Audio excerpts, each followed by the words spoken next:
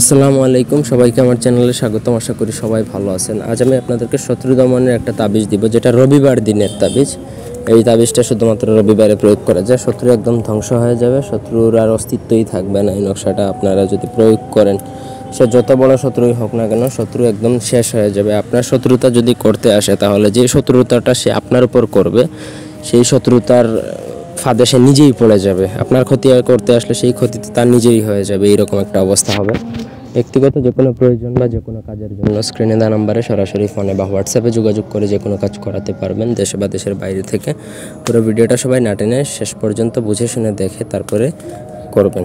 স্ক্রিনে যে নকশাটা দেখতে পাচ্ছেন, সেটা আপনাকে ভুজ পাতার মধ্যে লিখতে হবে। অন্য কোনো পাতা বা কাগজে লিখলে কাজ হবে না, লিখতে হবে জাফরান কালি দ্বারা। লিখে অবশ্য সেই নকশাটা আপনার সাথে রেখে দিবেন বা আপনি কোথাও হেফাজত করে রেখে দিবেন। তারপর রবিবার দিনে লিখবেন এবং রবিবার দিনে নকশার দিকে এক নজরে অনেকক্ষণ তাকিয়ে থাকবেন।